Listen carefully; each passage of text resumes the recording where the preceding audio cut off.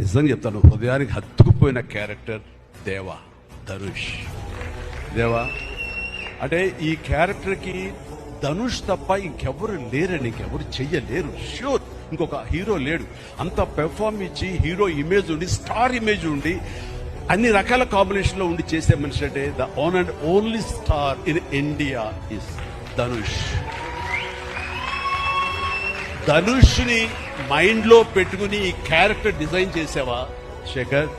లేదు, నీ క్యారెక్టర్ కి అతను అనుకోకుండా సరిపోయాడా అని అంటే నాకు లేదు. నువ్వు ధనుష్ దృష్టిలో పెట్టుకుని ఈ క్యారెక్టర్ డిజైన్ చేసేవేమో అనుకో అనిపిస్తుంది నాకు. ఎందుకంటే ఈయన సపోజ్ నేను చేయలేను శేఖర్, వెరీ సారీ, నా రొంబ బిజీ ఆயிருకే, నా పణ ముడియాదు అని సొన్న ఎన్న పండుగని ఎవరున్నారు చేయడానికి?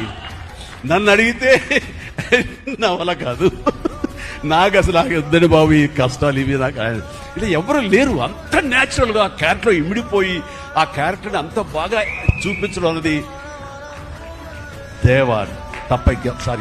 ధనుష్ తప్ప ఇంకెవరు లేరు.